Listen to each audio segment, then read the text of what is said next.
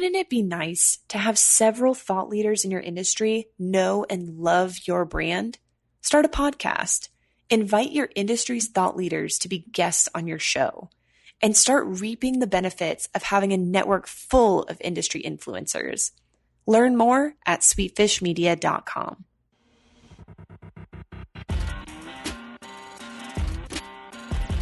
You're listening to the B2B Growth Show, a podcast dedicated to helping B2B executives achieve explosive growth.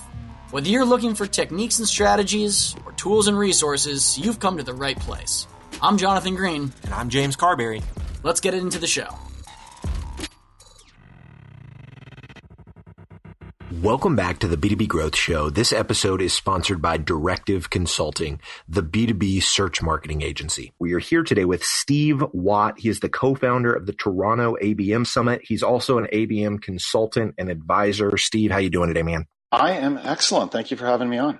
I am really excited to chat with you today, Steve. It is not very often that I get to talk to someone that is as passionate about ABM as I am, and you are definitely that. So this is something that you live and breathe. We're going to be talking specifically today about how do you hire for ABM. So, a company has found out that ABM is likely going to work for their business. So they need to make, those first few hires to build out the ABM function within their organization. But how do you actually find those people? We're going to dive deep into that. You've actually got 5 characteristics that you're going to share of the type of person that you want to hire in this role. But before we do that, I'd love for listeners to just understand a little bit of context around you and what you're up to. So tell us a little bit about the consulting work you do and also the Toronto ABM Summit that you're putting together. Sure thing. Yeah. Like you, I am extremely enthusiastic about ABM, so much so that I went all in on ABM, left my real job about 8 months ago, and my entire world, my entire life is now ABM, and that takes a lot of different forms. It's working with a few great clients on helping them really construct and execute and measure and optimize their ABM programs. It's also running a large meetup group here in Toronto, Ontario around ABM. It's a lot of writing and speaking and all kinds of other things with various partners.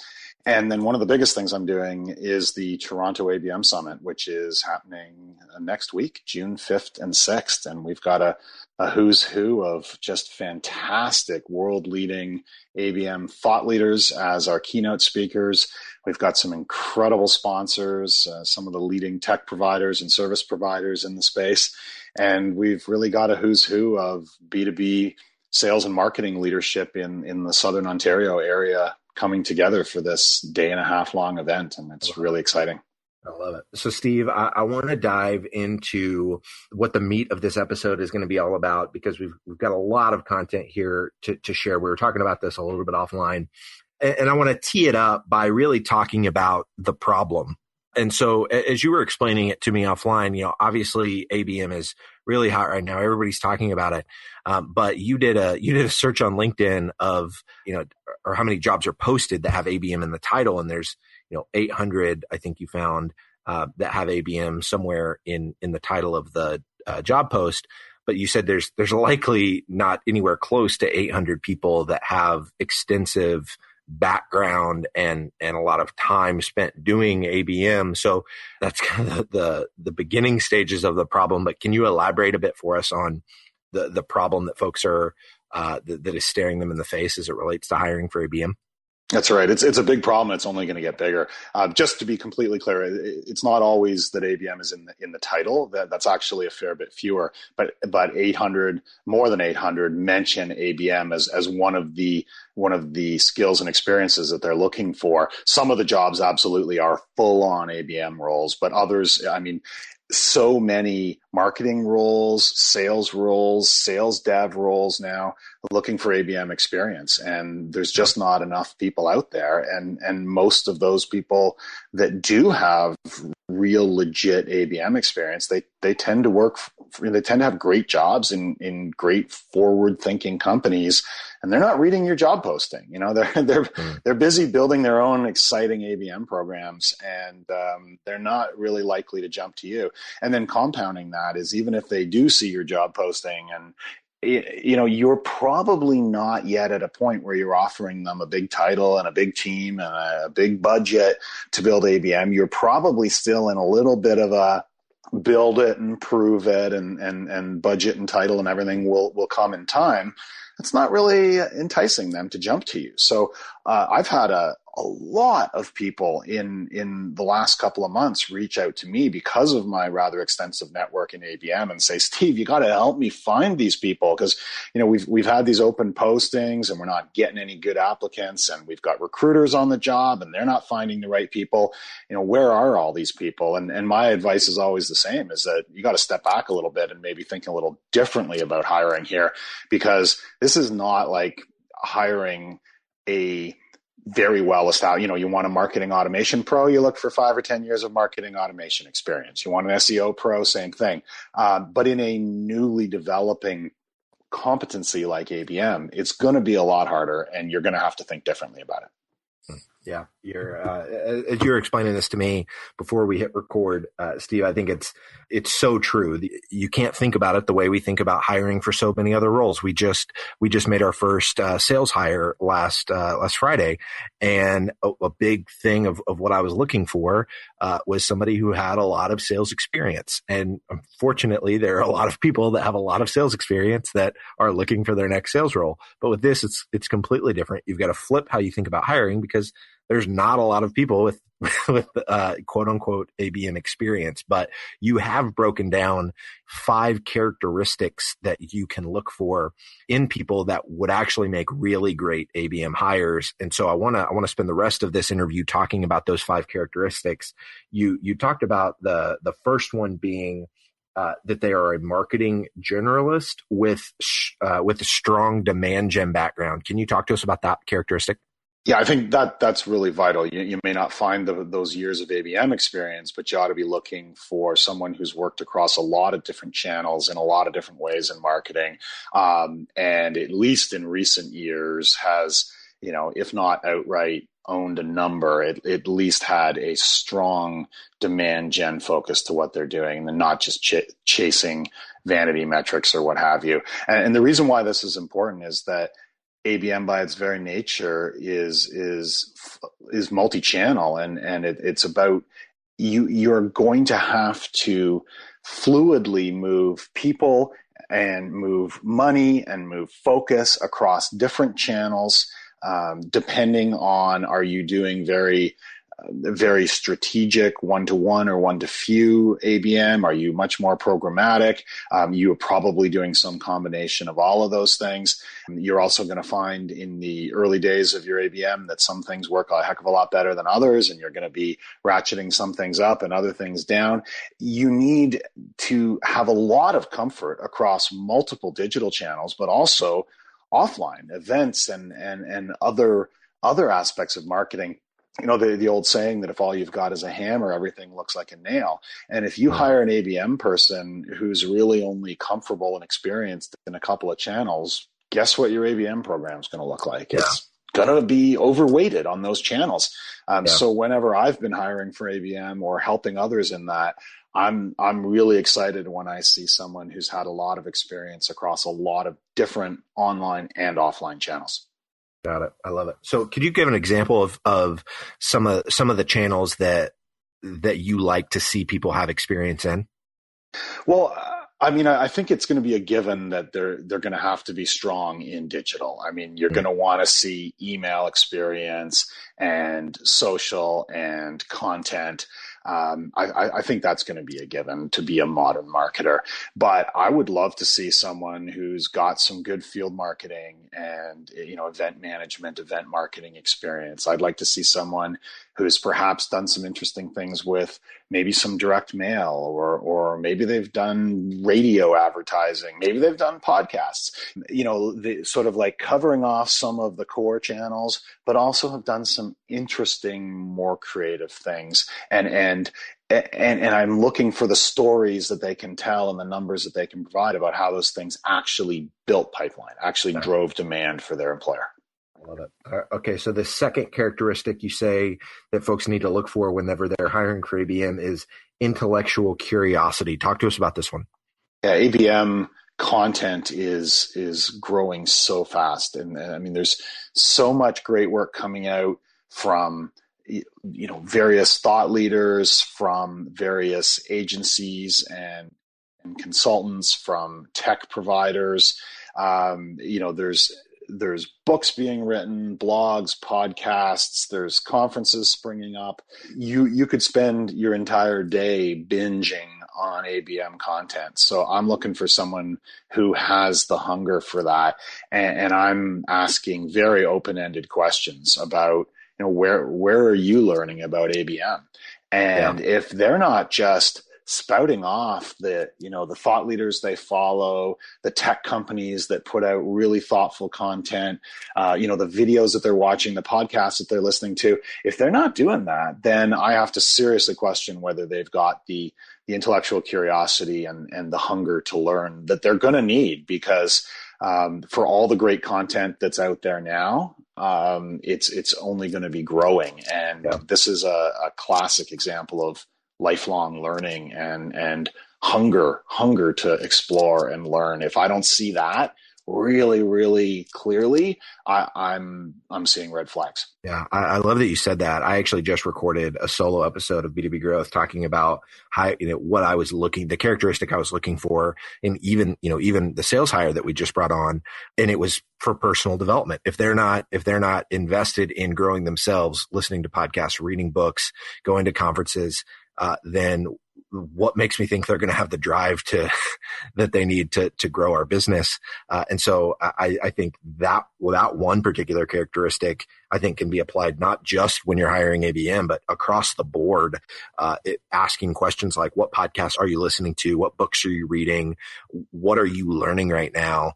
And how have you applied it in your current role? Or I think it's just an absolute, like, a must-have question as you're recruiting folks to join your team. So I love that you mentioned that.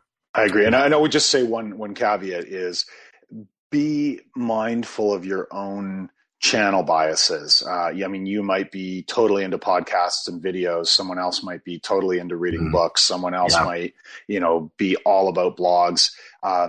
Don't expect that their channel biases have to be the same as your own, or you're going to miss some great people. And that's why I tend to ask really open-ended questions. Where are you going to learn? What's exciting you right now? Who's exciting you right now? Yeah. And if it's authentic, they'll be bubbling up with answers. And it doesn't matter to me one way or another what the channel is. I want to hear the names, the insights, and the enthusiasm. It's story time again, and we're talking about search engine marketing. Today, I'm going to tell you about a challenge within Pelican Case's B2B division. Pelican needed a partner with deep B2B expertise that could get them a massive bump in leads from their pay-per-click campaigns without increasing spend. After vetting a handful of agencies, they decided to go with Directive Consulting, a B2B search marketing agency located in Southern California. Directive took on this challenge by refining their targeting and building custom landing pages for their advertising efforts. Once implemented, they saw a 208% increase in conversion rate. Needless to say, Pelican Cases met their initiative. And I have a hunch that Directive can get these kind of results for you too. So head over to directiveconsulting.com and request a totally free custom proposal. That's directiveconsulting.com. All right, let's get back to this interview. This third characteristic that you say that folks need to look for when hiring for ABM, Steve, is a deep appreciation of sales. Talk to us about this one. Yeah, sales and salespeople. And I mean, obviously, ABM is all about that deep alignment between sales and marketing. And I guess in a perfect world, your ABM leader would have held sales jobs in addition to marketing jobs, but that's going to be a hard find. I think that someone who has been deeply embedded in a sales team and worked very closely with a sales team and had real friends on sales and learned from salespeople. Like, I think back in my evolution as a marketing leader, I have learned so much, and probably some of the most important things I've learned from my sales peers, sales leadership, but also quota carrying salespeople. I've collaborated so deeply with so many of them on the way we tell our story, the way we frame our value proposition, the way we do everything. And I've learned from them as they've learned from me, and it's incredibly strengthened me. And I know that that's true for a lot of other marketing leaders as well. If someone hasn't really worked very closely with sales before, what makes you think they're going to now? I mean, they're not going to just suddenly start doing that because you tell them that they need to. I mean, it's got to be more organic than that. Wow. And I mean, it's important that sales and marketing be fully aligned for ABM, of course, but another important thing is that they have credibility with the sales team. And if they don't kind of know how to, if they don't how to talk to sales, they don't know how to build and maintain those relationships with sales, they're going to have a real credibility issue that's going to really, really hamper their ability right from the get-go. So if not sales experience directly, at least that deep integration with the sales team. So there I like to ask lots of questions about, tell me about some of the best salespeople you've ever worked with, or tell me about the best sales team you've ever worked with and what you learned from them. And again, if they don't have great authentic answers jumping out of them, if they really have to search to praise a sales team or a sales leader or to tell you what they've learned from a sales peer, then I'm concerned. Yeah, no, that makes perfect sense, Steve. The fourth characteristic that you talk about is excellent communication. Talk to us about this one. Right. I mean, communication is, it's one of those things where people say it in every job, excellent communication skills. But I think it's incredibly true incredibly vital with ABM. I mean, you think about all the different sorts of communication that are going to have to take place. There's going to be a lot of internal communication, evangelism. You're going to be selling ABM upward through the executive ranks. You're going to be selling it sideways across sales and other organizations. You're going to be, selling it every different direction within the marketing team. And even if ABM is already kind of sold in, you're forever deepening that sell in and deepening the engagement of everyone. So there's a tremendous amount of that. But there's also a lot of external selling that's going to be going on. An ABM leader or practitioner is probably going to be dealing with your customers and seeking out testimonials and speakers for your events and other things like that. They may be speaking to all sorts of potential partners that you're going to do work with. I mean, an ABM leader is always communicating, both written and spoken. And if they're not really rock solid there, you're going to have a credibility problem in so many different ways. So, I mean, the spoken communication is pretty obvious in an interview, but I'm also looking for examples of the great writing. I mean, are these people blogging about ABM? Are they, where can I actually engage with their written content and really get the sense that they're very competent in that regard, because without it, they're going to struggle. Got it. And so even if they're not necessarily writing about ABM, because, a lot of these, if you're going after folks that maybe they're more of a marketing generalist with they've got that strong demand gen background, maybe they're writing about demand gen or they're writing about a particular channel they're experimenting with. They're not necessarily, I would guess, you wouldn't say that they necessarily have to be writing about ABM, so to speak, but are they communicating with written words somewhere, and so that you can assess kind of that ability to communicate in that channel. Is that right? Yeah, you're absolutely right. My own, ABM enthusiasm and bias kind of got ahead of me there. You're 100% right. It's just about excellent communication skills, both written and oral, really regardless of the topic. Got it. All right. This fifth characteristic we're going to talk about, Steve, is something that I thought was really, really interesting as we were talking about offline. But you said that you need to look for folks with a strong bias toward testing. Why is this so important? I really believe that great marketers don't decree what is. I believe that they're great at hypothesizing what may be and then going out and testing those hypotheses. And I think nowhere is that more true than ABM, because there are not a lot of maps to follow. You're really creating your own roadmap. And you're also going to be spending a lot of money in ABM generally, and you're also going to be engaging your very most important customers. So you are going to have to test a lot of things and optimize quickly, which means you've got to bake in some really intelligent tests right from the beginning, or else you're going to waste time and money in doing things that are suboptimal. And when I'm talking about testing here, I'm not just talking about simple testing subject lines and testing button colors and stuff like that marketers do every day. I mean, really more foundational things than that. Like, what if we go super deep and spend uncomfortable amounts of time and money on a very small number of accounts? Like, what then? What if we, think entirely differently about measurement? What if we think entirely differently about our calls to action? Like, there's these big, robust tests that are going to go on together with lots and lots of small things, testing different messages, testing different channels.